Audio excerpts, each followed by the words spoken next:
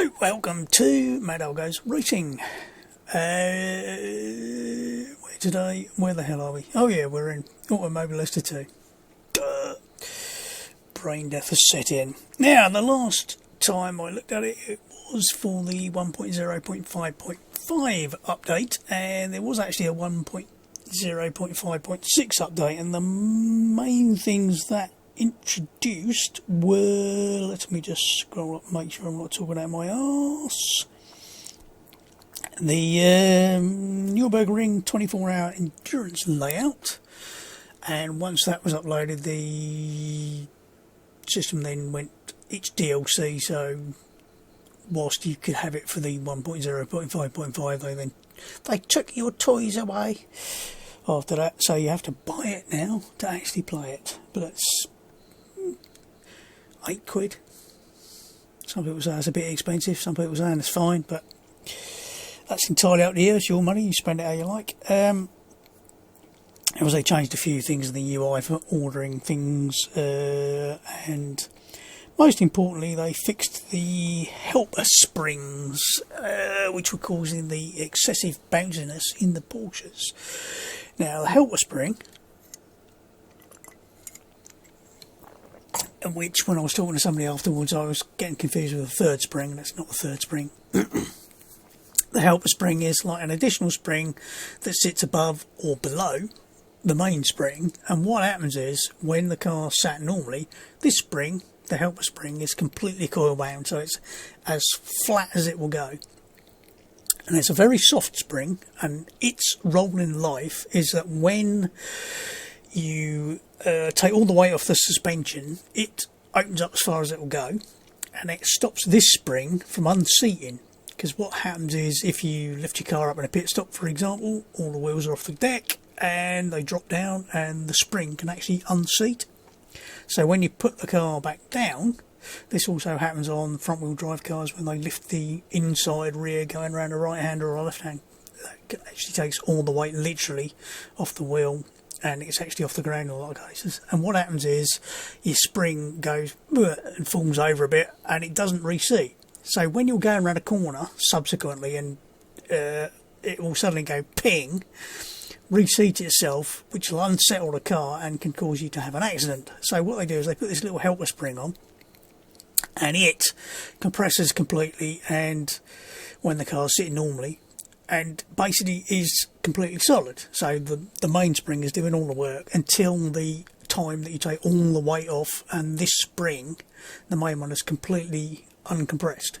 Then this one will take over and just put enough in there to keep everything seated, and that's all it does in life. The thing is, they made a mistake. The helper spring code was actually taken from AMS1 and ported into AMS2. The person who originally wrote it was no longer working there, and what happened was they made a slight cock up when they ported it, and instead of doing what it was meant to do, it actually ended up taking a load of height off the mainspring, and the cars were actually riding on the bump stops, and that's why they were bouncing around like buggery. So hopefully that's all sorted with the 1.0.5.6. Getting on to 1.0.6.0. What we got?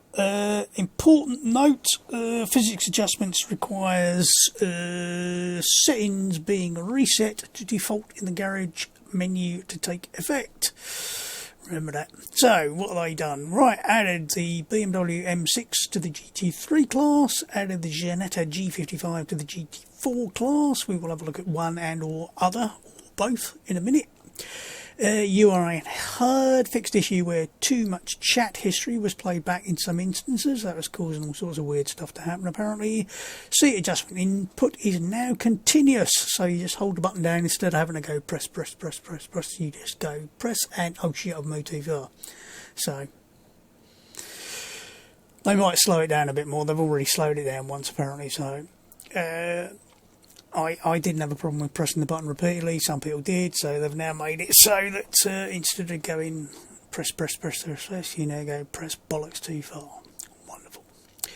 Adjusted various background image anchors to improve display on 16:10 and triple screen. Physics and AI, slightly increased longitudinal slip in cup stock 2020 Proto P3 to P4 tyres, stiffened sidewalls for GT stock Proto tyres, revised default tyre pressure and ranges for all cars closer to optimal and or as per real series regulations, requires setup reset to default. Adjusted default steering lock stroke ratio for GT3 GT4 cars to more accurate values, requires a setup reset. Revised balance of performance for GT3 stroke GT4 cars. Revised brakes for GT3 stroke GT4 cars. Corrected tyre tread width for Porsche Cayman ClubSport 265mm front, 305 rear, and the Porsche 997 3.8 Cup 275 stroke 315mm front and rear.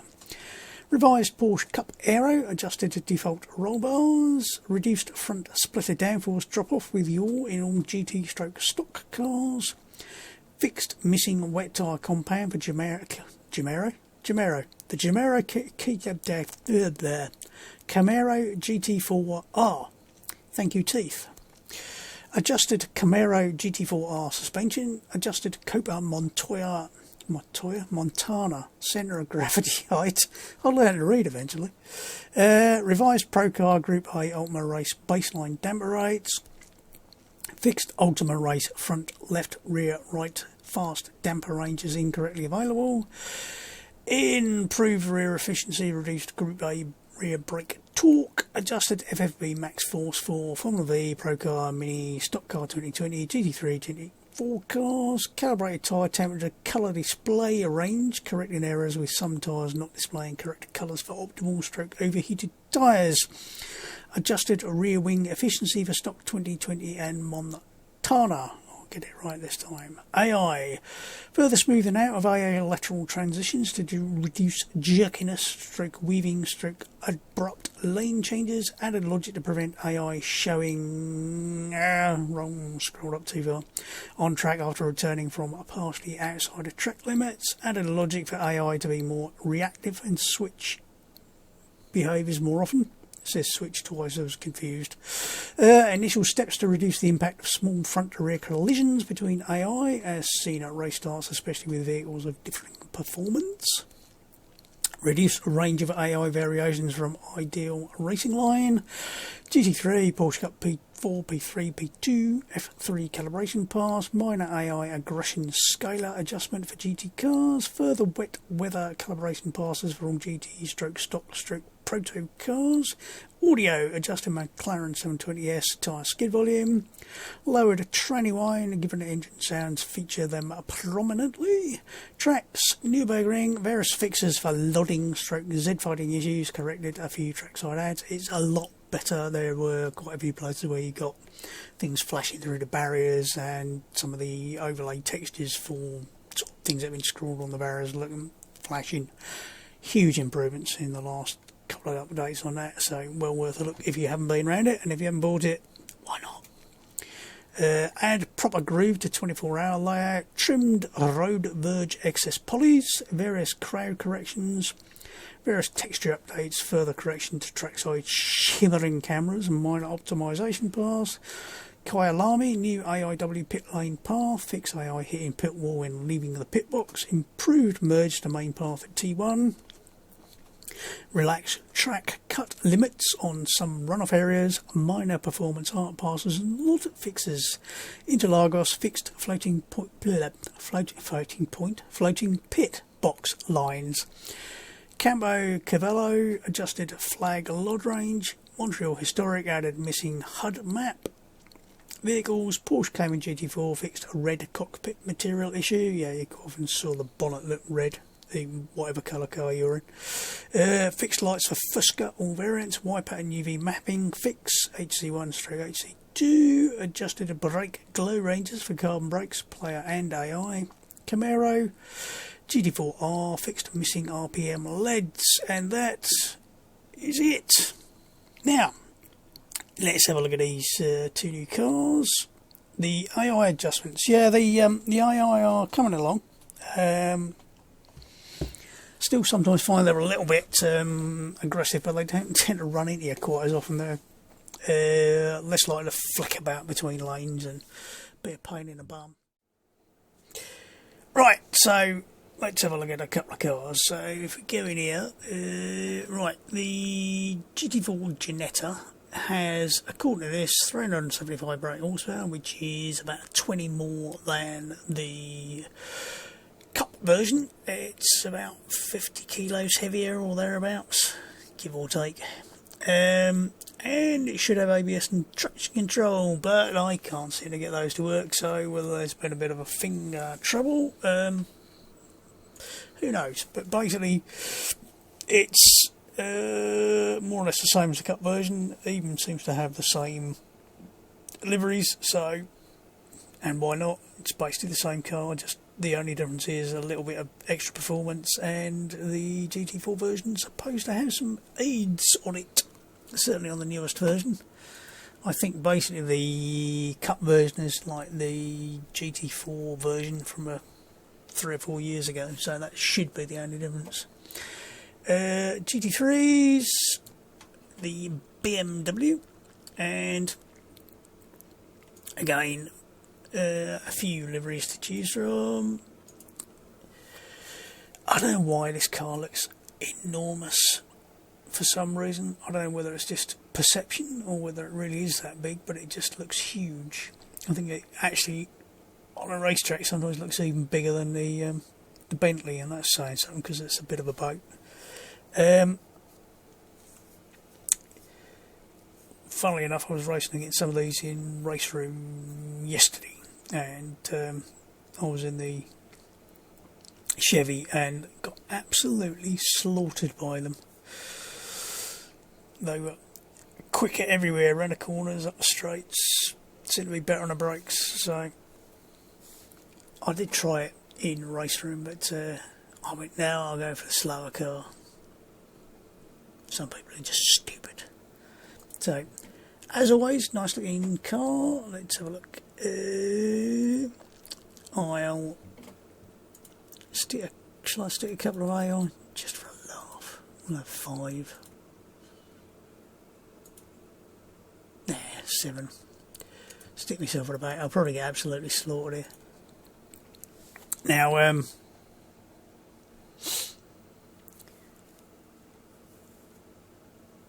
hopefully this is going to make some sense, but hopefully it doesn't always work. I have noticed it seems to be that the car defaults to soft slicks all the time. So we've got a track temperature of 47 degrees, so you would think that it would be, as it should be on automatic by weather. I'll just reset it just to make absolutely sure. You would hope if it was on there, it would probably be on hard slicks for that sort of track temperature, but we just flick over there, you can see it's definitely soft, and I'm about to miss the start.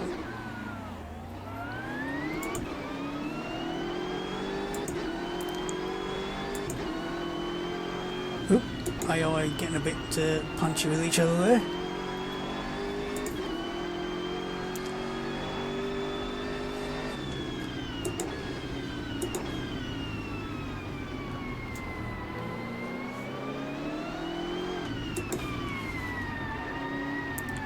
Now I can't remember what traction control setting I got this on, but it's definitely not enjoying the rear grip there.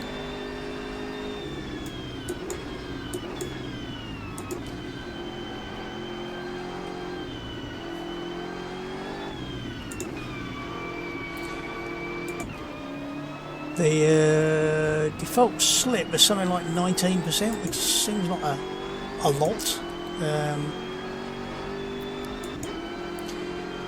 General feeling when it comes to slip is that about 15% should be optimal.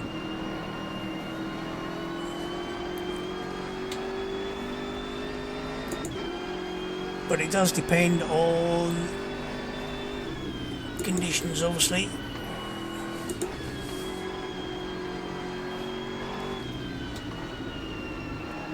Just going to say Yeah, we were driving the Porsche Cup cars the other day, and a lot of people seem to be having an issue where the tyres were getting up to a certain point and just falling off a cliff a bit. So spinning out and having various other problems.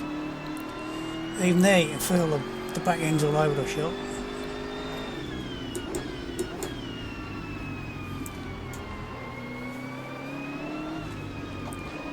Says, oh,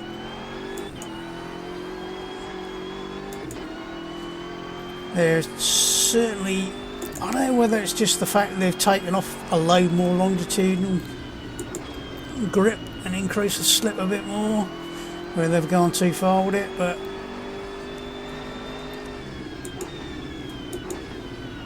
it does feel like it's quite a struggle to keep the car pointing where you want it at times, and this is meant to be one of the easiest cars to drive GT3 wise.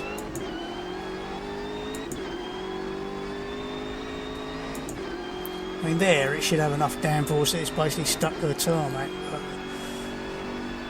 I will check in a minute if I can remember which key to press to see what I've got the traction control set to. Also have a look at the tyre temperatures. It's just mentally large amount of rotation going on there.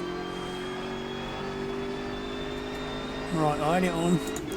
Must have had it on low, so we'll try it on high. Not that it would help you on something like the Cup car, because obviously it ain't bloody got any traction control. You can see the left rear tyre creeping up in temperature.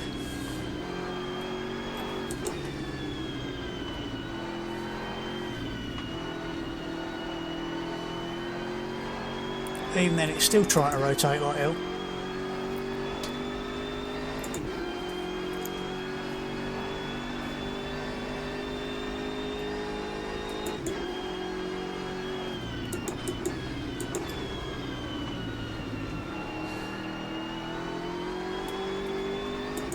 That felt slightly better with a bit more TC.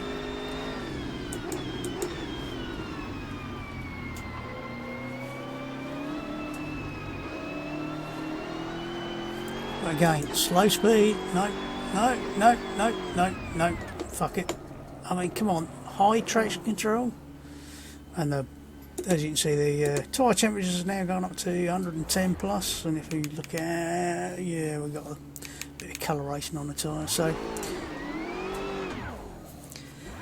something ain't quite right there. Now, whether it's just because it's on soft tyres and they are just not right. Oop, don't run off the track. If we give it a little less slip and see if that helps.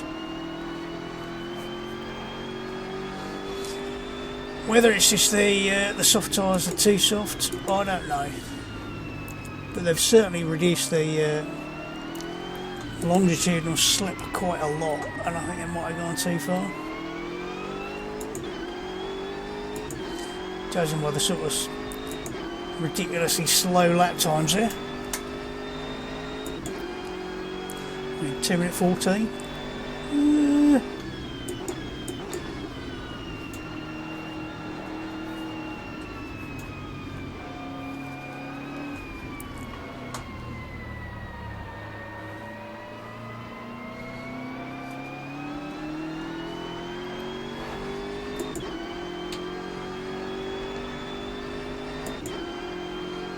Can't remember how many laps I put on here. 5? Right.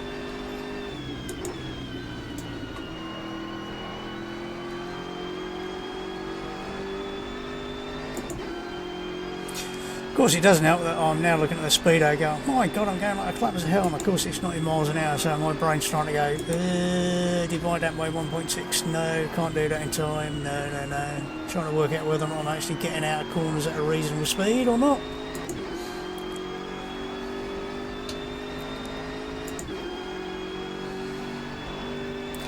Now, I haven't, and I can't remember seeing any sort of specs on what sort of temperature ranges they expect the tyres to sort of live in.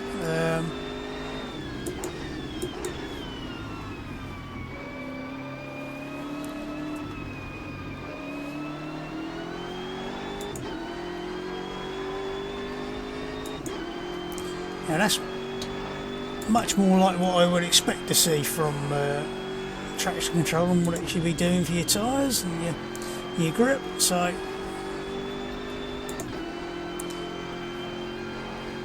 but we're still getting slightly warm on the tyre front here.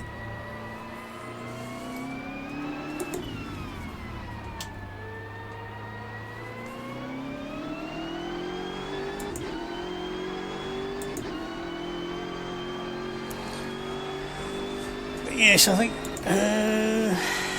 it either needs to go to the hard tyres, although I'd really need to do a bit more testing of the different tyres at different temperatures to see how much better they fare. But certainly in terms of traction control, the default slip is probably too high, especially once your tyres get a bit toasty.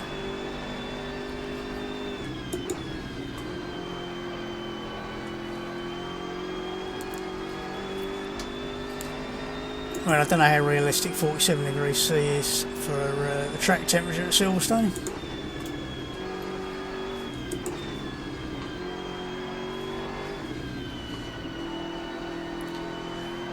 Other than the slightly bizarre tyre issues, the car feels quite nice.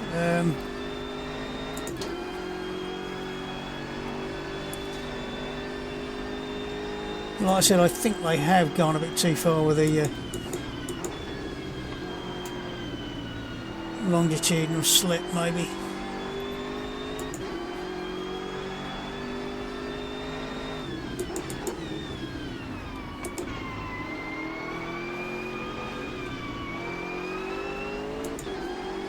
Either that or I'm just driving like a twat. Don't answer that.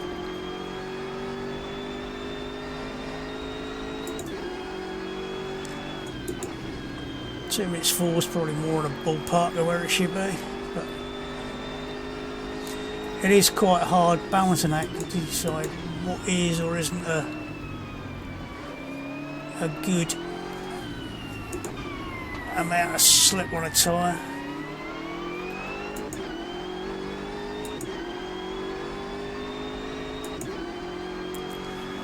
But it just feels like it's trying too hard to slip, so I could always be wrong.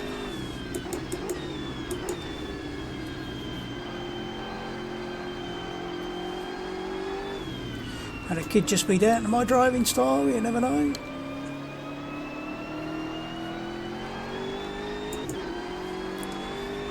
But with those changes to the traction control definitely made it more drivable, but yes,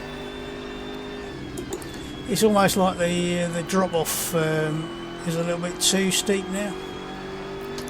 So instead of having a grip curve that's sort of nicely got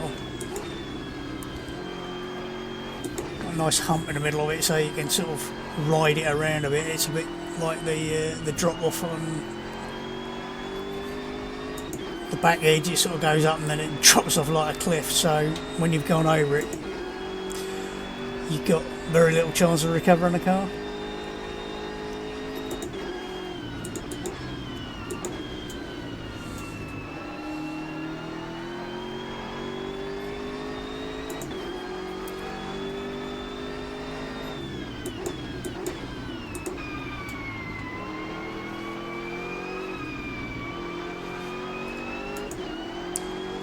But I would hope with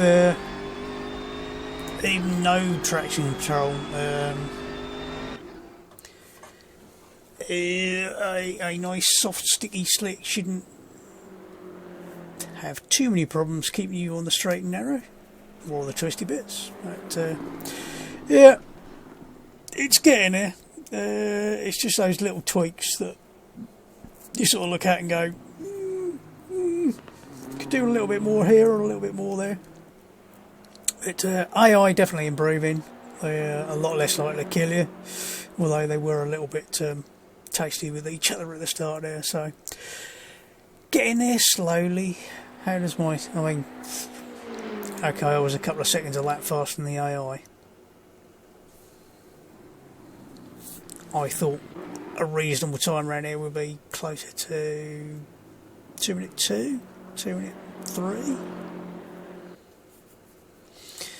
Maybe it's just my expectations are over here somewhere and they should be over here somewhere. I don't know.